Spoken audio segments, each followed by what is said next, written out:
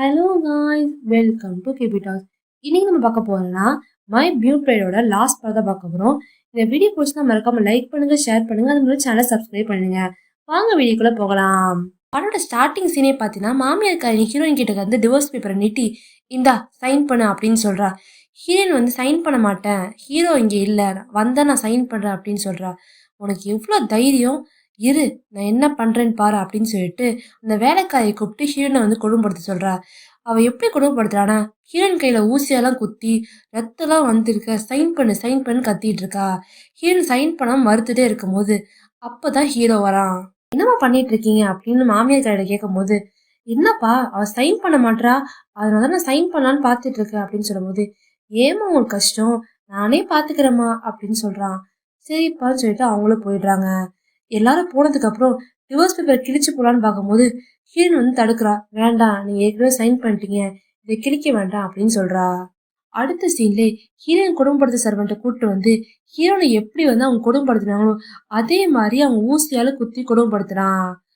அதுக்கப்புறம் ஹீரோயினுக்கு அடிப்படுத்தினால அதுக்கு மருந்தெல்லாம் போட்டு ஹீரோவே சூப்பை ஊட்டிட்டு இருக்கும் போது ஹீரோயின் கேட்கறா, எப்போ எனக்கு டிவோர்ஸ் சர்டிஃபிகேட் கொடுக்க போறீங்க அப்படின்னு கேட்கும்போது, உனக்கு என்ன அவ்வளோ அவசரமா, நான் கொடுக்குறேன், உனக்கு சரியானதும் நான் டிவோர்ஸ் கொடுத்துறேன் ஓகேவா அப்படின்னு சொல்லிட்டு சூப்பை ஊட்டி விடுறான். அடுத்த சீன்ல ஹீரோனும் அண்ணக்காரனும் பேசிட்டு இருக்கதா காட்டுறாங்க. ஹீரோயின் சொல்றான், இந்த மாதிரி எனக்கு சீக்கிரம் டிவோர்ஸ் ஆக போகுது அப்படின்னு சொல்லும்போது அண்ணக்காரனும் ரொம்ப நல்ல விஷயம்தான், உனக்கும் உன் குழந்தைங்களுக்கும் அதான் நல்லது அப்படின்னு சொல்லி பேசிட்டு இருக்கும்போது கேர்ள் ஃப்ரெண்ட் இதெல்லாம் கேட்டுறா. அது மட்டும் இல்லாமல் ஃபோட்டோ எடுத்து வச்சுக்கிறா. அந்த ஃபோட்டோ எடுத்துகிட்டு போய் நேராக ஹீரோக்கு காட்டி, என்ன நீயும் அவளும் டிவோர்ஸ் வாங்க போகிற போல, அது மட்டும் இல்லாமல் அவள் புது ஃபேமிலி தேடிக்கிட்டா அப்படின்லாம் சொல்லும்போது ஹீரோக்கு அதை பார்த்தோன்னே செம்ம கோவம் வருது. அதே கோவத்தோட ஹீரோயின்கிட்ட போய், எவ்வளோ தைரியம் இருந்தால் இந்த மாதிரி பண்ணியிருப்ப, அதுக்குள்ளே ஒரு புது ஃபேமிலி கேட்குதா அப்படின்னு சொல்லி கண்டபடி கட்டிட்டு இருக்கான். ஆனால் ஹீரோயின் அதெல்லாம் கேட்காம, எனக்கு எப்போ டிவோர்ஸ் கொடுக்க போறா அப்படின்னு தான் கேட்குறா. டிவோர்ஸ் தானே, இன்னைக்கே கொடுக்குறேன்னு சொல்லிட்டு அந்த டிவோர்ஸ் கொடுக்குற ஆஃபீஸுக்கு போகிறான். ரெண்டு பேரும் எப்படி டிவோர்ஸ் வாங்கிடுறாங்க. இப்போ உனக்கு சந்தோஷம் தானேன்னு சொல்லிட்டு ஹீரோ கேட்குறான். அது மட்டும் இல்லாமல் இனிமே மூஞ்சிலே முழிச்சிடான்னு சொல்லிட்டு போயிடுறான். அடுத்த சீன்ல ஹீரோயின் சோகமாக நடந்து போயிட்டு இருக்கும்போது சில பேர் அவளை கிட்னாப் பண்ணிடுறாங்க. கிட்னாப் பண்ணி வச்சுக்கப்பதான் தெரியுது கேர்ள் ஃப்ரெண்டு அதே மாதிரி கிட்னாப் ஆயிருக்கான்னு. ரெண்டு பேரும் கிட்னாப் ஆயிருக்கும் போது கத்துறாங்க, ப்ளீஸ் என்னை விட்டுருங்க விட்டுருங்கன்னு சொல்லிட்டு. அப்பதான் கிட்னாப் பண்ணவங்க எல்லாம் ஹீரோவுக்கு ஃபோன் பண்ணி அவனை வர சொல்றாங்க. வந்த ஹீரோ கிட்ட கேட்குறாங்க, உனக்கு யார் வேணும், இந்த கேர்ள் ஃப்ரெண்ட் வேணுமா இல்லை இந்த ஹீரோயின் வேணுமா, யாராவது ஒருத்தவங்க தான் கொடுக்க முடியும் அப்படின்னு சொல்றப்ப ஹீரோ வழி இல்லாமல் கேர்ள் ஃப்ரெண்டை சூஸ் பண்ணிடுறான். ஹீரோனுக்கு மனசே உடஞ்சிடுது. ஹீரோ போனதுக்கப்புறம் அங்கே உள்ளவங்களாம் இவனுக்கு தப்பாக நடந்துக்கலாம் பார்க்கும்போது ஹீரோயின் தப்பிச்சு ஓட பார்க்குறா. ஓட்டே இருக்கும்போது ஸ்லிப் ஆகி மேலேருந்து கீழே விழுந்துடுறா. ஹீரோ தான் அந்த நேரத்தில் காப்பாற்றலாம் வந்திருப்பான். அப்போ ஹீரோ உள்ள பார்த்து அவனும் ஷாக் ஆயிடுறான். அதுக்கப்புறம் ஹாஸ்பிட்டலில் எப்படியோ அட்மிட் பண்ணிடுறாங்க. ஹீரோயின் கண்ணு முடிஞ்சதுக்கப்புறம் டாக்டர் சொல்கிறாரு, இது மாதிரி மேலேருந்து கீழே இருந்ததுனால சில பிரைன் டேமேஜ்லாம் ஏற்பட்டிருக்கு, அதனால் சில டெஸ்ட்லாம் எடுக்கணும் அப்படின்னு சொல்லிட்டு இருக்கும்போது ஹீரோ கேட்குறான், இது மாதிரி ஹீரோனால வாய் பேச முடியாது, ஆனால் இப்போ பேசுகிறாங்களே அதுக்கு என்ன காரணம் அப்படி கேட்கும்போது, அவங்க எமோஷனலாக வீக்காக இருந்திருக்கலாம், இந்த மாதிரி சம்பவம் நடக்கும்போது அவங்க ஸ்ட்ராங்காக இருக்கலாம், அதனால கூட அவங்க பேசியிருக்கலாம் அப்படின்னு சொல்லி டாக்டர் சொல்கிறாங்க. அப்புறம் டாக்டர் போனதுக்கப்புறம் ஹீரோ வந்து ஹீரோயினை பேச சொல்கிறான். ஆனால் ஹீரோயின் பேச மாட்றா. நான் ஏன் உங்கள்கிட்ட பேசணும், உங்களுக்குள்ள என்ன ரிலேஷன்ஷிப் இருக்குது அப்படின்னு சொல்லிட்டு ஆக்ஷன்லேயே சொல்கிறா. அதுக்கப்புறம் யாரும் இல்ல நேரத்தில் பார்த்து அந்த டாக்டர்கிட்ட கேட்குறா, இது மாதிரி குழந்தை சேஃபாக இருக்கா அப்படின்னு கேட்கும்போது, சேஃபாக தான் இருக்கா அப்படின்னு சொல்கிறாங்க. இப்போ தான் ஃப்ளாஷ்பேக் என்ன நடந்துச்சுன்னு காட்டுறாங்க.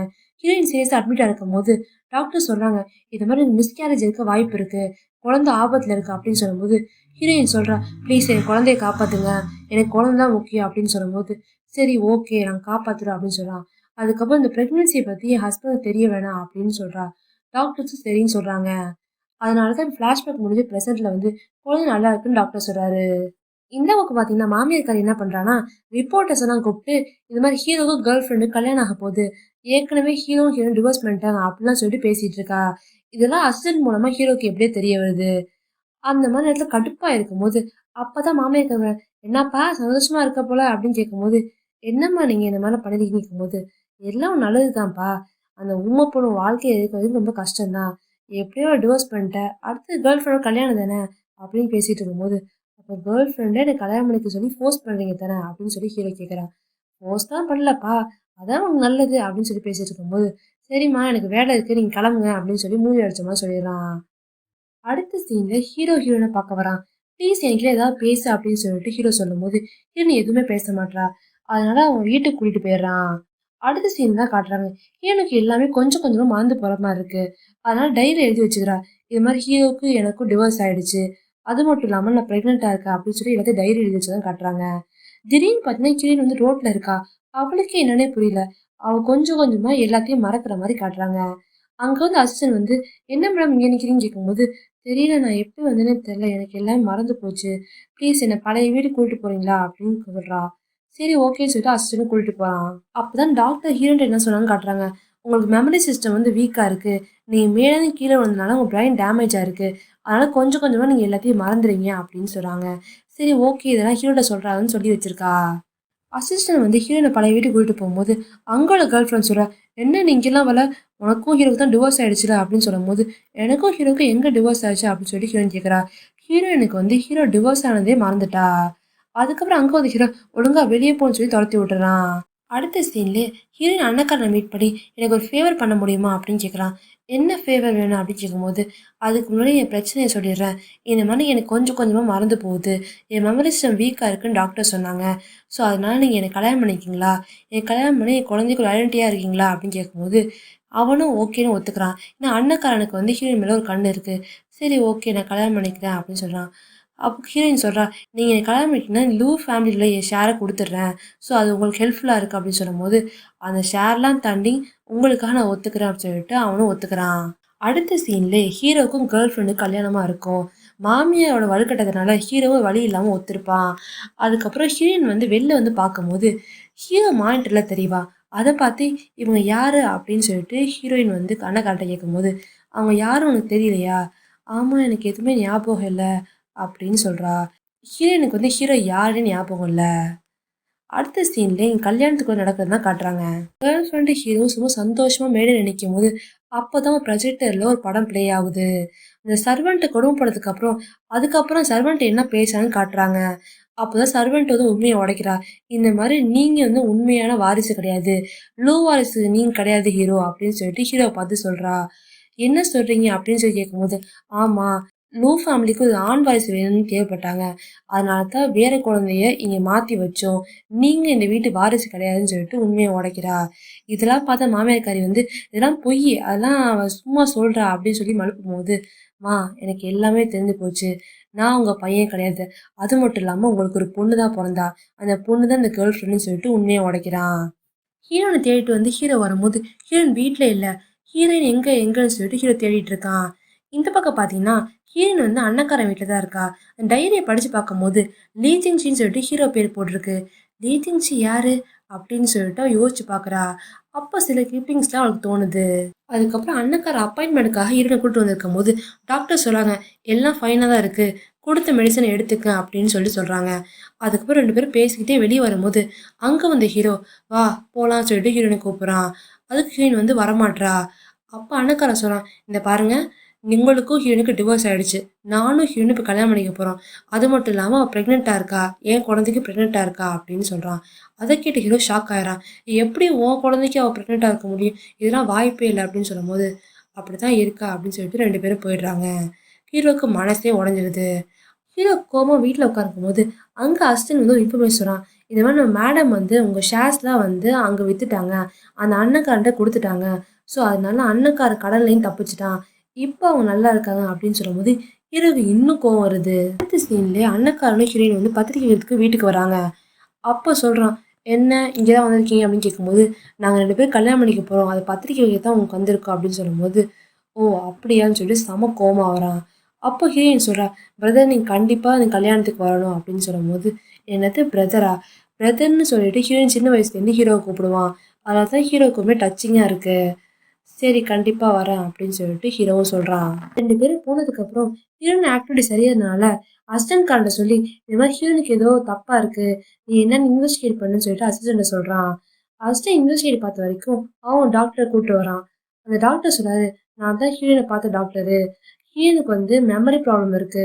அவங்க கொஞ்சம் கொஞ்சமா எல்லாத்தையும் மறந்துருவாங்க. போனா உங்களே மறந்த வாய்ப்பு இருக்கு" அப்படின்னு சொல்லும்போது, "இந்த விஷயம் எங்கள்ட்ட ஏன் ஏற்கனவே சொல்லல?" அப்படின்னு சொல்லும்போது, "ஹீரோயின் தான் சொல்ல வேணாம்னு சொல்லியிருக்காங்க" அப்படின்னு சொல்றான். அடுத்த சீன்லயே அண்ணக்காரனும் ஹீரோயின் சாப்பிட வரும்போது, ஹீரோயினுக்கு சாப்பாட பார்க்கும்போது ஹீரோ ஏதோ கிளிப்பிங்ஸ் வருது. அவளுக்கு ஞாபகம் வரதுனால அவ டிஸ்டர்ப் ஆகுறா. அதுக்கப்புறம் ரெஸ்ட் ரூம் போயிட்டு ஃப்ரெஷ் ஆகி வரும்போது அங்கே அந்த ஹீரோயினை பிடிச்சி "எனக்கு ஞாபகம் இருக்கா?" அப்படின்னு கேட்குறான். அப்போ ஹீரோயின் சொல்கிறான், ஞாபகம் இருக்குது, நீங்கள் தான் என்னோட பிரதர் அப்படின்னு சொல்லும்போது, சரி ஓகே, இதே மாதிரி அண்ணக்காரன் நீ கல்யாணம் பண்ணிக்காத அப்படின்னு சொல்லும்போது, ஏன் கல்யாணம் பண்ணிக்கூடாது, அவள் தான் என்னோட ஃபியான்சி, அதுக்கப்புறம் நீங்கள் தானே என்னை லவ் பண்ணக்கூடாதுன்னு சொன்னீங்க அப்படின்னு சொல்லும்போது, நான் உனக்கு நிறைய விஷயம் சொல்லியிருக்கேன், உனக்கு இதுதான் ஞாபகம் இருக்கா அப்படின்னு சொல்லி பேசிட்டே வெளியே வரும்போது அண்ணக்காரன் இந்த விஷயத்தெல்லாம் பார்த்துடுறான். அண்ணக்காரன் ஹீரோனை கூட்டிட்டு போய் விட்டுட்டு அதுக்கப்புறம் ஹீரோவும் அண்ணக்காரனும் பேசிக்கிறத காட்டுறாங்க. அண்ணக்காரன் சொல்றான், நீங்க எனக்கு ஒரு பிரதர் மாதிரி, ஆனா நீங்க ஹீரோனை எவ்வளவு கொடுமைப்படுத்துறீங்க தெரியுமா, ப்ளீஸ் விட்டுருங்க, அவ தான் எல்லாத்தையும் மறந்தால, இனிமே என் கூட ஒரு புது லைஃப் ஆகட்டும் அப்படின்னு சொல்லும்போது அப்பதான் ஹீரோக்கு ரியலைஸ் ஆகுது அவன் எவ்வளவு கொடுமைப்படுத்திருக்கா ஹீரோயினை. சரி ஓகே, நீங்க நல்லா இருங்க அப்படின்னு சொல்லிட்டு சொல்றான். அடுத்த சீன்லேயே ஒரு பிரதரா ஹீரோ தான் வந்து ஹீரோனை மேடையில் அழைச்சிட்டு வரான்.